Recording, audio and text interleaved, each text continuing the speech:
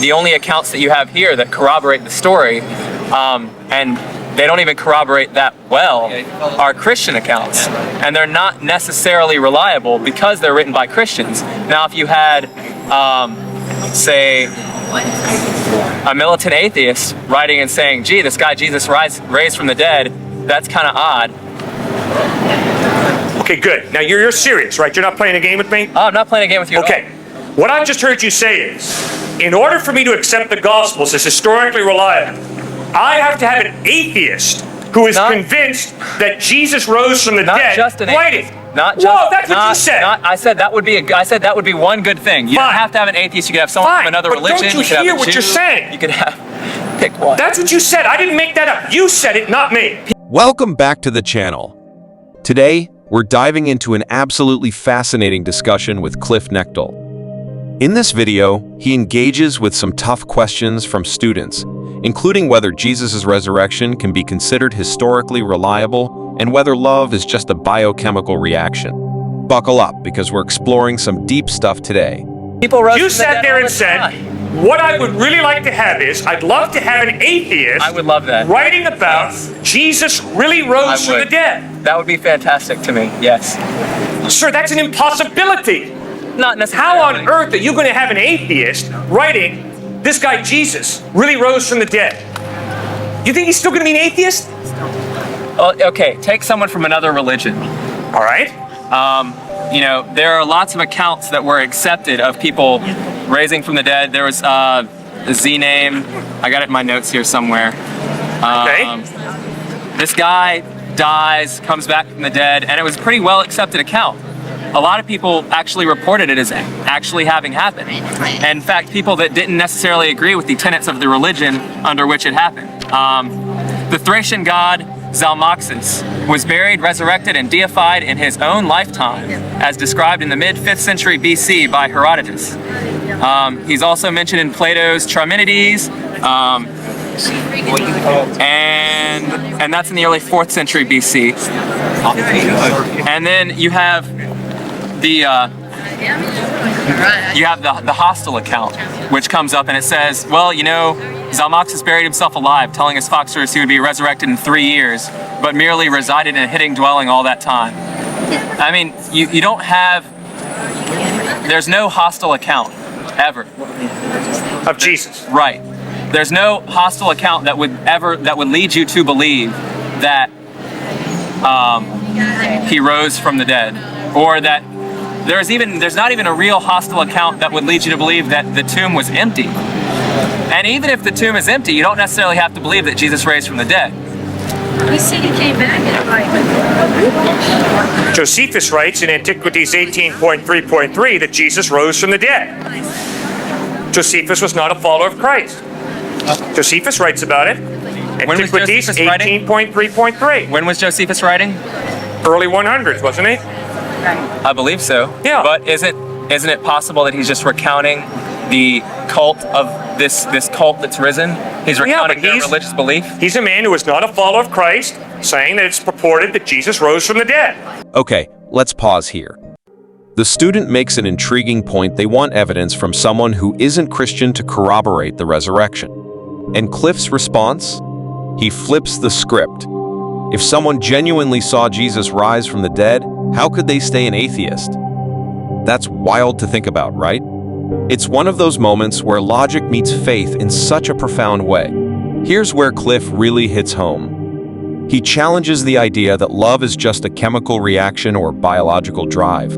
And honestly, I get it. When you think about the sacrifices people make, parents for their kids, spouses for each other, it feels like there's something deeper, something that transcends biology. What do you guys think?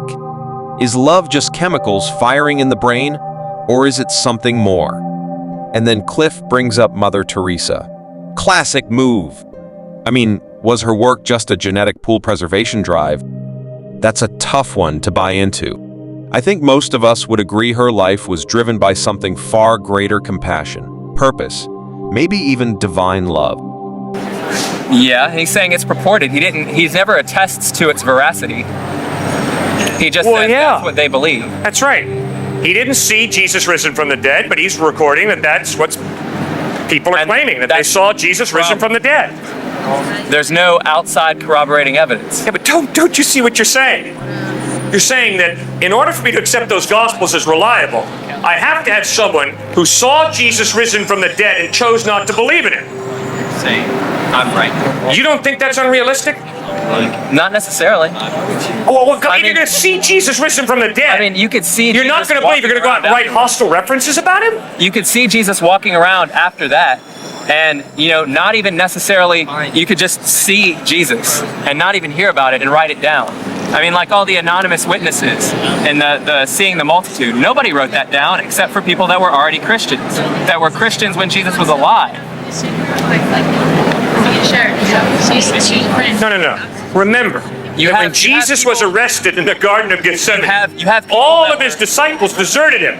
They were not true believers. They were Christ deniers, Christ deserters, Christ betrayers. These guys were not true believers. If there is no God, there is no love. Right. I don't see what's wrong with that. Yeah. All right, fine. But just realize that that's reality. Right. Which means And I think we're coming nobody really genuinely cares for you. Rather, they have biochemical reactions that predispose them to maybe be positive towards you. But this bit about your mom and dad loving you, they don't love you. They have a biological drive to help you preserve your life. I think it's oversimplified, but yeah. In fact, I know for that in some Indian languages, for instance, there is no word that means love in the sense that I love one person. I love someone as my or more particularly, there is no concept of being in love with someone. It almost seems like that supports what you're saying. It is just a chemical construction. I mean, sort of an abstraction from the chemical processes. Okay. It doesn't seem to keep those people from living unhappy lives. That's right. Because I can promise you, they don't live like that. How do you explain? See, Sir Jean-Paul Sartre put it best when he said, I have tried to live out my atheism. It's desperately hard and difficult. It's almost impossible to live it out. Because if atheism is true, then life is an accident, morality is totally relative, which means it doesn't matter whether you slaughter him or feed him. And when it comes to love, that's just a biochemical drive. That's not something, there's no such thing as genuine caring for another person. I was at Duke, and this student was arguing, there is no God. I said, fine, what motivates Mother Teresa to work among the dying in Calcutta? He said, obviously, a drive to preserve the genetic pool. And he's right. Or some other kind of delusion. All right, it's just a biological drive that Mother Teresa had to sacrifice her life for the dying in Calcutta. Just because... My experience of life says, garbage. This part really makes you think. If happiness is just a serotonin level, then can it be truly meaningful? Cliffe challenges us to question whether life can have value without something greater, without God. Even if you're not religious, that's a thought-provoking question to wrestle with. This conversation was packed with some of the biggest and most profound ideas we can wrestle with: faith, history, love, happiness, and even the nature of truth itself. What truly stood out to me was Cliffe's ability to navigate these challenging questions with such composure and respect. He didn't dismiss the tough inquiries or get defensive. Instead, he leaned into the discussion, offering thoughtful responses rooted in both reason and faith. Now, let's talk about some of the key takeaways. First, the concept of love and happiness as illusions. If we strip them down to mere biochemical reactions in our brains, does that rob them of their meaning? Or could it be that these experiences point to something transcendent, a deeper reality that gives them their richness and significance? For me, love feels like more than just a chemical response. It's about connection, sacrifice, and something profoundly human. What do you think? Then there's the question of evidence for the resurrection. The student made a valid point about wanting corroboration from sources outside of Christianity. But Cliffe's response challenges us to think critically. If someone truly witnessed Jesus' resurrection, could they remain unchanged, even hostile? Or would such an experience be transformative? And do we always need outside evidence to believe in something deeply impactful? Or is there room for faith in our understanding of history? I'd love to hear your thoughts on this.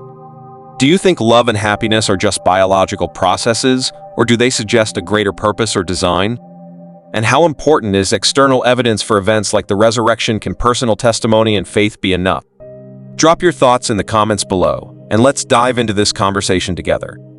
I'm excited to hear what you all have to say. Don't forget to like, share, and subscribe if you enjoyed this breakdown. And as always, keep asking questions, keep exploring, and I'll see you in the next one. Peace.